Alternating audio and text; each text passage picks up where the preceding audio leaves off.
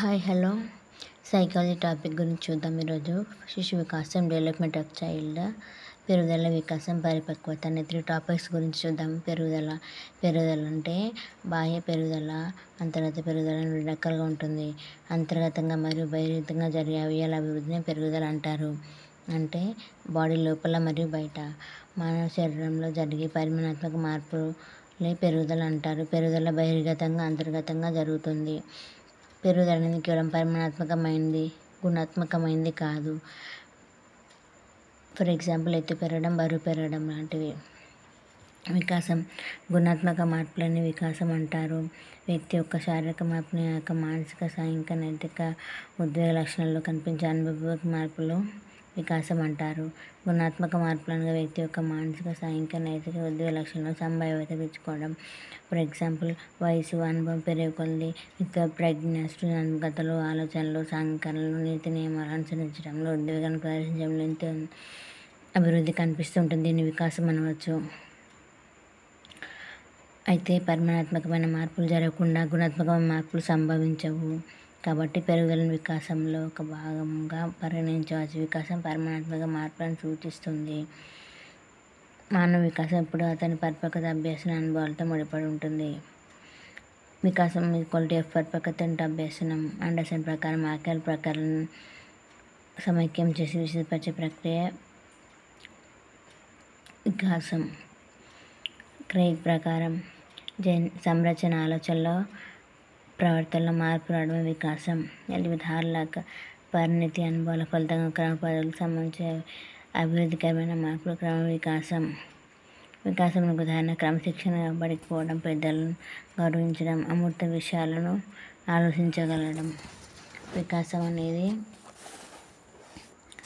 క్రమబద్ధమైన, పొందికైన, స్థిరమైన, పురోగమన మార్పు. వికాసం సక్రమమైన, నిర్దిష్టమైన క్రమంలో సంభవిస్తుంది. ఇది ఒక నిరంతర ప్రక్రియ. వికాసంలో వైయక్తిక భేదాలు ఉంటాయి. వికాసం మొత్తంగా ఈ వ్యక్తిత్వాన్ని ప్రస్ఫుటిస్తుంది. ఫర్ ఎగ్జాంపుల్ పెరుగుదల, వికాసానికి భేదాలు చూద్దాము. పెరుగుదల అనేది శారీరక అభివృద్ధి మార్పులు. వికాసం అనేది ఉద్వేగపరమైన అంశాల్లో అభివృద్ధి. పెరుగుదల ఎత్తు, బరువు, పొడవు లాంటి శారీరక మార్పును చూస్తుంది. వికాసం గుణాత్మకమైనది. పెరుగుదల వల్ల వచ్చే మార్పు ఖచ్చితంగా నిర్దిష్టంగా కొలవచ్చు, కానీ వికాసం సంకీర్ణ ప్రక్రియ, కొలవడం కష్టం. పెరుగుదల వికాసంలో ఒక భాగం. వికాసం విస్తృతమైనది. పెరుగుదల ఒక దశలో ఆగిపోతుంది. వికాసం కార్యాత్మకమైనందువల్ల జీవిత పర్యంతం కొనసాగుతూ ఉంటుంది. పెరుగుదలని ప్రధాన అంశాల్లో శారీరకమైన మార్పు మాత్రం వాడతాం. వికాసం అన్ని అంశాలు సమగ్రమైనది. పెరుగుదల అనువంశిక ప్రభావం ప్రధానంగా ఉంటుంది. వికాసంపై అనువంశిక మరియు పరిసరాల ప్రభావం కూడా ఉంటుంది. పెరుగుదల ఉన్నప్పటికీ వికాసం జరగవచ్చు, జరగకపోవచ్చు.